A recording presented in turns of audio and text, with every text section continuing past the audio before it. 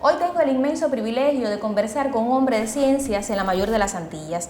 Nacido en Estados Unidos, fundador del Centro de Neurociencias de Cuba, miembro de mérito de la Academia de Ciencias de Cuba, con un prestigio notable en China y que este año lidera la lista del ranking mundial de científicos. Damos la bienvenida al programa Entrevista de Cubavisión Internacional al doctor en ciencias, Pedro Valdés. Bienvenido.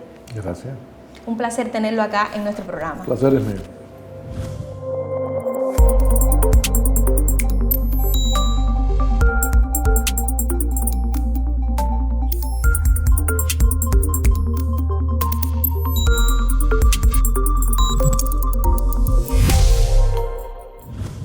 Doctor Pedro, ¿han sido la medicina y la investigación un sacerdocio para usted? Han sido el sentido de la vida, pero yo lo ampliaría un poquitico más, no solo la medicina, sino la investigación. La investigación, porque la medicina se nutre de la matemática, la física, la ciencia de la computación, todo eso ha contribuido, digamos, a mi quehacer diario y realmente me han dado sentido a la vida. El periodista Orfilio Peláez ha definido muy bien todos estos años suyos de carrera vinculados a la neurociencia, y es que dice que usted pone los ojos en el cerebro. ¿Es así? Bueno, pongo los ojos, la vida en el cerebro, ¿no? Para mí, primero, desde el punto de vista científico, estudiar el cerebro es estudiar el órgano más complejo que ha evolucionado en la historia de la naturaleza, ¿no? Nosotros todavía con la inteligencia artificial logramos apenas algunas de las funciones del cerebro y usando miles de veces de la cantidad de energía y espacio y circuito que lo hace el cerebro, que ha evolucionado a lo largo de millones de años. O sea que es un tema apasionante desde el punto de vista de por qué el cerebro nos da la posibilidad de pensar, de tener emociones, de tener relaciones. Pero al mismo tiempo es muy importante porque del funcionamiento, digamos, óptimo del cerebro depende la felicidad humana y la salud humana. Y es muy llamativo que se han hecho estudios de cuántos años se pierden de vida útil por problemas del cerebro, y es casi el 34%, es decir, es más de lo que se piensa, ¿no? Porque, y esto va en aumento, porque con el envejecimiento de la población hay cada vez más distintas enfermedades como la enfermedad de Alzheimer, el Parkinson, que afectan cada vez más gran número de personas, ¿no? Y esto no es privativo de países, digamos, con una economía boyante, ¿no? Sino que al contrario, uno de los problemas que tiene la humanidad es que la mayor parte de la gente que sufre de problemas del cerebro están en países con economías que tienen problemas. Y esto plantea un gran reto a la ciencia y además a la sociedad. Yo decía que usted es fundador del Centro de Neurociencias de Cuba. ¿Cuándo comenzaron esos desarrollos bajo su liderazgo aquí en el centro? Nosotros empezamos en el año 1969. Y a mí me tocó, desde entonces, había un grupo muy pequeño, teníamos una serie de profesores extranjeros que vinieron a Cuba a ayudar a la Revolución Cubana. La doctora Talia Harmony, los profesores Bion y Ruth Holgren, y estos profesores, se les unió un profesor norteamericano que se llamaba Erwin Roy John. Y en aquellos momentos nos preguntábamos, bueno, porque estaban rodeados de muchos jóvenes entusiastas, ¿no? Esos fueron los años de la formación de las generaciones de científicos cubanos jóvenes, ¿no? Y nos preguntábamos, ¿qué podemos hacer que sea científicamente interesante, importante, pero al mismo tiempo que resuelva problemas sociales y médicos? Y lo que se nos ocurrió fue utilizar la computación electrónica para estudiar las ondas eléctricas del cerebro y a partir de ahí llegar a la posibilidad de hacer diagnósticos más precisos de enfermedades del cerebro y además de incluso ver el efecto de terapias. Y esto fue en el año 69, que fue muy temprano. A mí me tocó la misión de empezar a programar, hacer programas, primero a trabajar con calculadoras electromecánicas muy primitivas y después cuando se desarrolla la computadora cubana SID 201, bueno, yo fui uno de los primeros programadores estudiando medicina y entonces empezamos ya a estudiar este problema, es decir, cómo podíamos a partir de la actividad eléctrica del cerebro detectar si había alguna anormalidad. Porque además el objetivo que siempre tuvimos era que esto nos permitiera lograr un diagnóstico precoz. Porque en la medicina la esencia es la prevención de las enfermedades y la detección lo más temprana posible. Prevenir. Es mejor que tratar es prevenir. Es realmente... En prever está todo el arte de salvar. Y además es una tendencia mundial, se reconoce, pero es muy difícil de implementar en los países que más enfermos tienen, como yo decía. Y nosotros siempre pensábamos que el uso de la computación electrónica, en aquella época no existía muy desarrollada la inteligencia artificial, pero era la estadística multivariada que ahora se ha convertido en inteligencia artificial, podrían servirle no de sustituto a los médicos, eso nunca va a ocurrir, ni de sustituto a los sistemas de salud, pero sí como una herramienta que aumente el alcance y la eficiencia. Y eso lo demostramos aquí en los primeros años nuestros, ya en la década del 90, cuando empezamos la pesquisa de defectos auditivos utilizando el análisis por computadora de la actividad eléctrica cerebral, que incluso tuvimos experiencia después de hacerlo en otros países, como Ecuador, o sea, no solo en Cuba, pero también demostrado que se puede hacer la pesquisa de problemas, digamos, de los niños recién nacidos si tienen problemas de audición. El detectarlo temprano puede cambiarle su vida. Y el tomógrafo eléctrico cerebral que ustedes idearon, cuéntenos sobre eso, ¿surge más o menos en esa etapa también? Surge a partir de los finales de los 80 y principios de los 90. ¿En qué consiste la idea? La idea es que la actividad eléctrica que yo he estado mencionando tanto es fruto de la actividad de las neuronas, que producen corrientes eléctricas que se reflejan en voltaje en el cerebro. Son voltajes que tienen una millonésima de voltio, digamos. Pero eso es solo un reflejo. Es decir, eso no es cuál es la actividad de las distintas partes del cerebro, sino es un reflejo de que en cualquier punto de la cabeza que uno mide la actividad eléctrica está recogiendo la actividad de casi todas las partes del cerebro y por tanto no da una idea muy precisa de dónde están ocurriendo las cosas. Entonces, la tomografía eléctrica cerebral es cómo reconstruir la actividad del cerebro en todas las partes del cerebro a partir de la actividad eléctrica que se registra en el cuero cabelludo. ¿Qué otras tecnologías ya más sofisticadas llegarían después y cuáles están ahora mismo en desarrollo? Después de que se empezó a trabajar en la tomografía eléctrica cerebral, un poco antes, digamos, surgió la tomografía axial computada por rayos X, la espectroscopía cercana al infrarrojo, que inyecta luz y entonces la luz entra a la cabeza, sale, se ve la cantidad de oxigenación que tiene la sangre en el cerebro, hay ultrasonido, hay ahora muchísimas tecnologías y bueno, se siguen desarrollando, algunas son de ciencia ficción, ¿no? Como es la inyección de nanopartículas que permite estudiar distintos aspectos de metabolismo. Lo que hay de desarrollo para estudiar el cerebro es realmente una gran revolución. En este momento incluso ya se diseñan electrodos que se pueden meter en la cabeza y que se expanden como una red, no dañan porque son muy finos y recogen de miles de puntos. Y esto no es solo para diagnosticar, ya muchas de estas tecnologías son también para tratar. Y bueno, aquí está la estimulación eléctrica transcraneal, la estimulación magnética transcraneal, y el ultrasonido dirigido, Entonces ya se cierra el ciclo de poder registrar y al mismo tiempo de poder influir sobre el cerebro.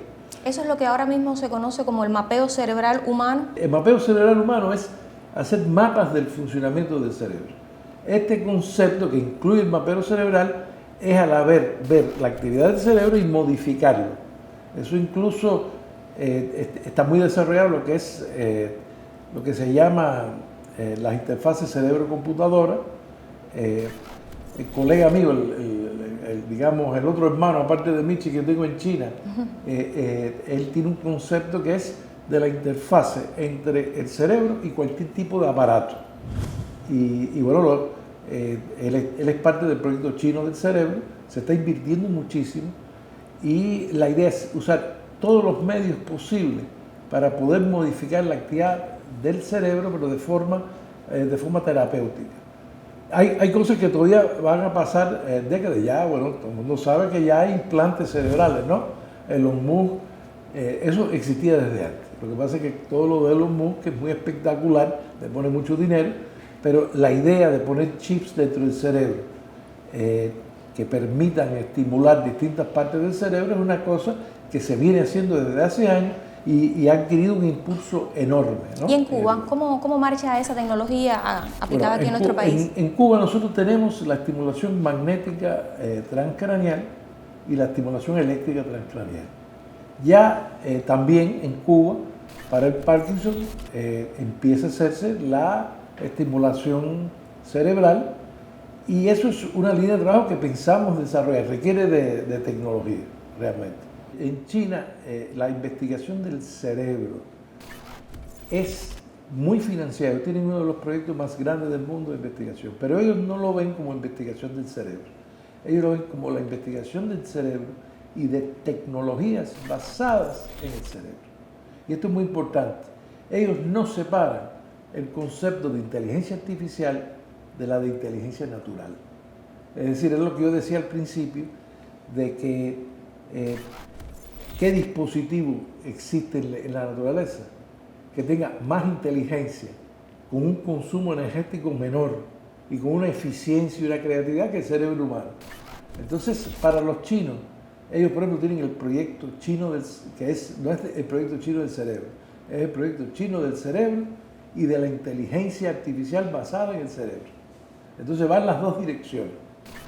Y eso es un punto importante, porque en el mundo es una tendencia actual y más la preocupación ahora con el surgimiento de los últimos modelos de inteligencia artificial que aspiran a ser general, que bueno, despierta muchos problemas éticos, muchos problemas sociales, pero además está el reto de cómo aprender, de cómo funciona el cerebro para dotar de alguna de la inteligencia humana a el mundo que nos rodea para que nos sirva mejor. Ya, es muy interesante todo eso que nos está comentando, doctor, pero le propongo hacer una pausa y al regreso estar conversando sobre los saldos positivos que dejó BioHavana, un evento que recientemente concluyó en Varadero, Matanzas, y hablar también sobre su desempeño en el gigante asiático. ¿Puede ser? ¿Cómo no? Entonces, enseguida estamos de vuelta.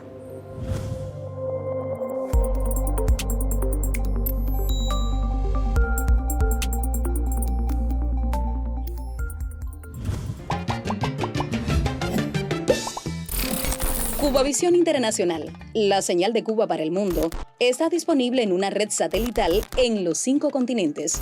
Si se encuentra de visita por China, puede sintonizar nuestro canal en la red televisiva de las instalaciones hoteleras del país.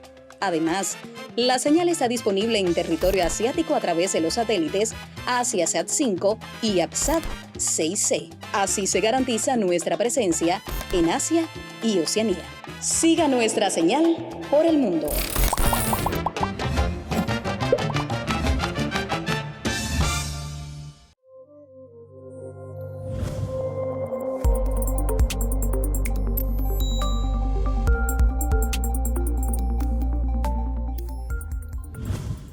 Estamos de vuelta en el diálogo con el doctor en ciencias Pedro Valdés y quiero que nos comentes ahora, doctor, cuáles han sido para usted los saldos positivos que dejó el evento BioHavana en su segunda edición celebrado hace unas semanas en Cuba.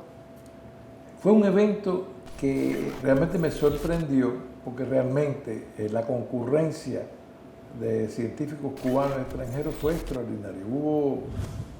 Hubo casi, creo que 40 países participantes, además con especialistas renombrados. ¿Y qué permitió eso? Eso permitió al mismo tiempo un balance del trabajo de Cuba en lo que es las ciencias biomédicas, la biotecnología, que realmente dejó sorprendido a muchos incluso de nuestros amigos de décadas. Nosotros, por ejemplo, en el evento se le otorgó la condición de miembro correspondiente de la Academia de Ciencias a varios científicos, ¿no?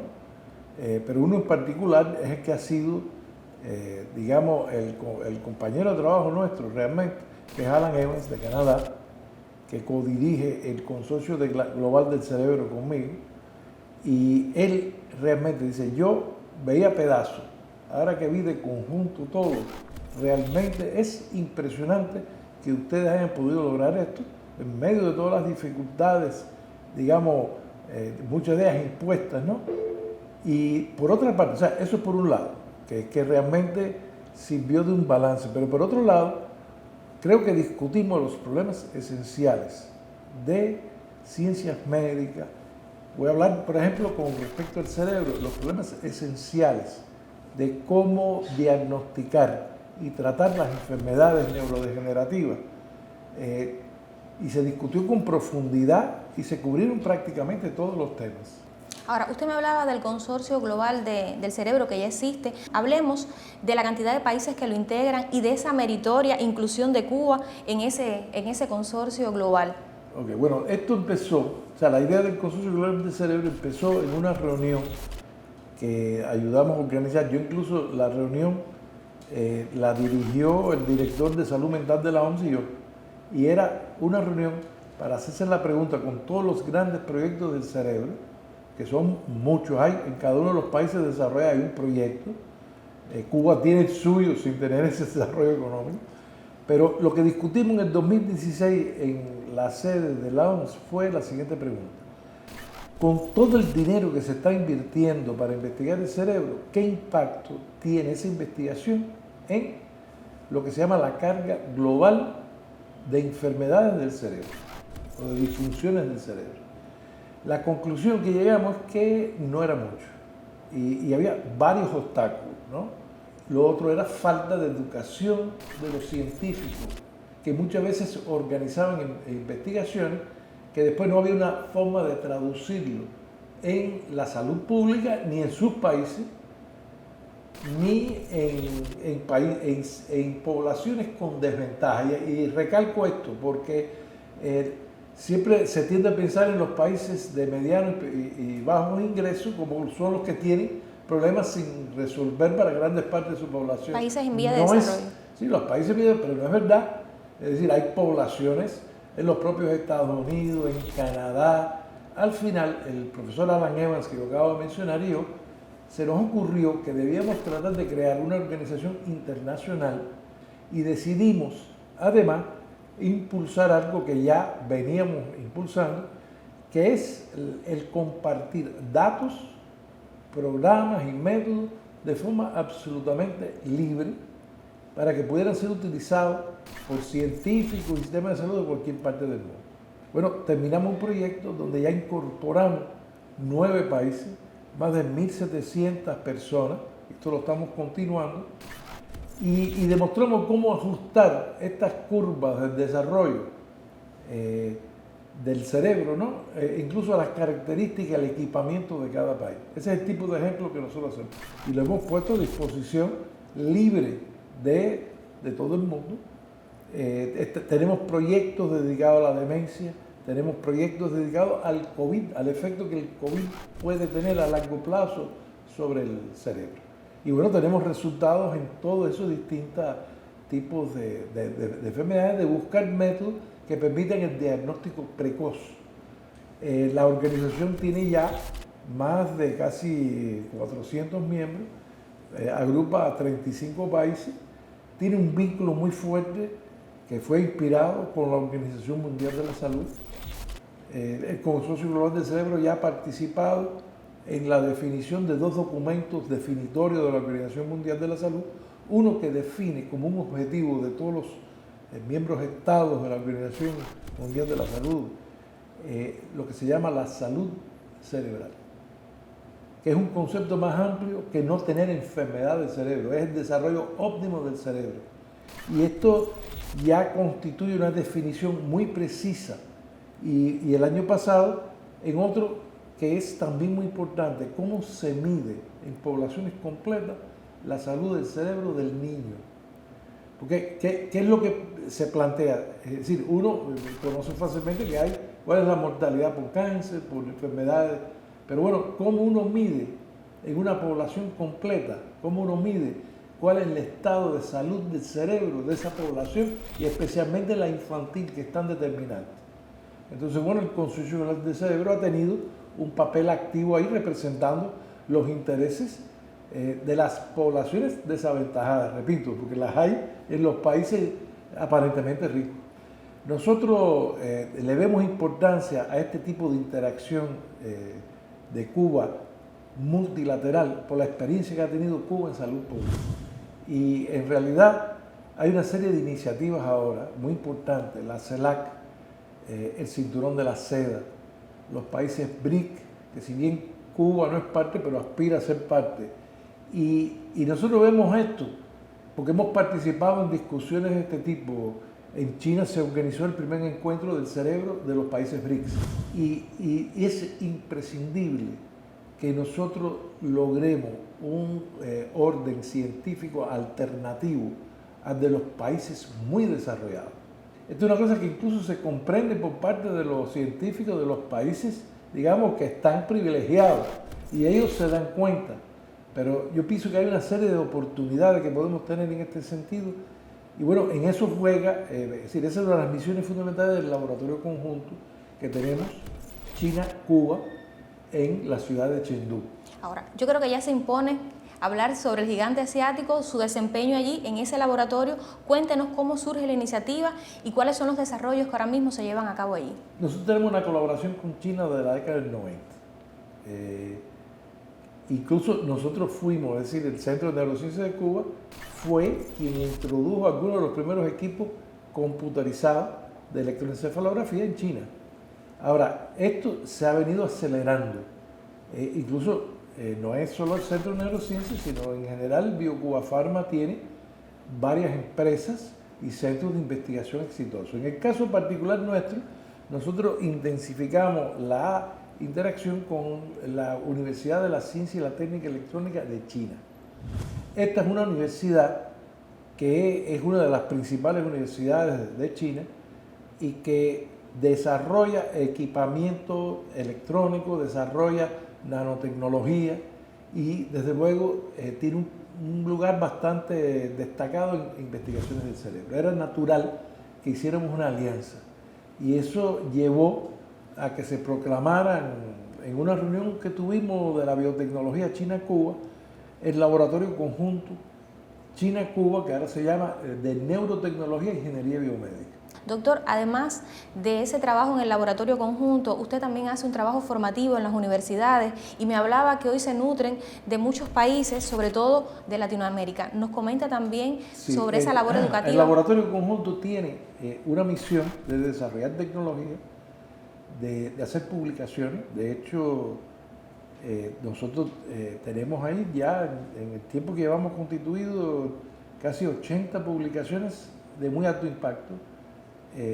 5 de ellas en la familia Nature, y tenemos una misión de formación de científicos, digamos, para entrenamiento, pero también de lo que se llaman postdoctorantes,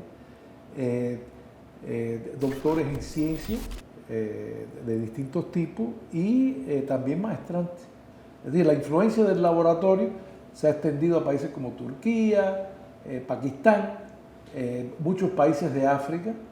Y bueno, eso es una de las misiones esenciales que nos ha encomendado tanto Cuba como China, ¿no? Que es la formación de nuevas generaciones de científicos con esta visión de trasladar los resultados a que tengan un impacto en la vida de la gente. Ahora, en esta oportunidad que que estamos conversando sobre China, sobre sus relaciones, los desarrollos que usted lidera allí, quiero que nos hable de esa carta que usted le envía al presidente, que se convirtió viral en redes una vez que recibe la respuesta del presidente. ¿Cuáles fueron los argumentos que usted puso en esa carta y qué recibe como respuesta del presidente chino? Bueno, la carta primero surge por el desarrollo que tenemos nosotros de colaboración en la biotecnología, que ha sido extraordinariamente exitoso. Y en segundo lugar, por los esfuerzos que vimos, ¿no?, de China de lograr programas reales de desarrollo multilateral reales. Quiero decir reales porque conocemos de la historia de muchos programas supuestos de los países occidentales que en realidad lo que contribuyen al robo de cerebro o no desarrollan nada. Y bueno, se me ocurrió escribirle la carta al presidente chino donde le mencionaba, le mencionaba la historia común que tenemos nosotros de lucha por los objetivos más nobles de la humanidad, la cooperación en biotecnología y el cómo de conjunto pudiéramos ayudar al resto de los países del Cinturón de la Seda a lograr un traslado de los resultados de la ciencia y las técnicas médicas del cerebro a cambiar indicadores poblacionales. Realmente me asombró porque pocos días después me llamaron a la embajada para decirme que me habían respondido y me pasaron copia de la carta en el cual uno reconoce la cercanía, digamos, en ideales de Cuba y China, reconoce, enfatiza lo que se ha logrado de común acuerdo, es decir, y las relaciones excelentes que existen con la dirección política y de gobierno de ambos países, pero además toma como una idea, porque es que es la idea de que el Cinturón de la Seda puede ser un instrumento de desarrollo sostenible y común para un bienestar mejor. Lo que permitió fue discutir la colaboración con los países del Cinturón de la Seda. Bueno, Cuba desde luego por la historia que tiene, pero cómo hay que establecer relaciones de nuevo tipo en la ciencia, porque es que la única forma, el progreso, es la ciencia y la técnica. Y ese es el mensaje que hay detrás de eso realmente. Yo creo que es sumamente interesante eso que usted nos cuenta y claro que forma parte de la cooperación sur-sur que nosotros estamos también en Cuba liderando. Yo no quiero terminar esta entrevista sin que usted me diga qué impronta deja usted liderar hoy el ranking mundial de los científicos que se declaró justamente este año. Bueno, a ver, de los científicos cubanos. De los científicos cubanos, sí. Porque, pero bueno, integra una lista muy grande de científicos de todo el mundo donde su nombre, por supuesto, destaca. Bueno, a ver, eso simplemente es un subproducto del trabajo científico.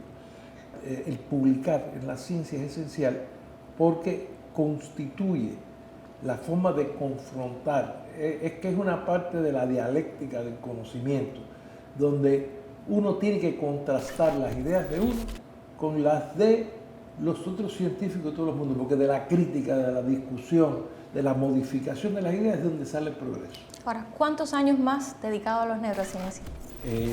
Bueno, yo pienso que por lo menos 30 años más. Qué bien, qué bien. Eso garantiza una longevidad saludable para estar activo, ¿verdad? Sí. Bueno, muchísimas gracias, doctor Peter, por estar compartiendo con nosotros este tiempo de entrevista en un tiempo que yo sé que usted está muy limitado, porque próximamente estará viajando nuevamente al gigante asiático. Le agradecemos muchísimo.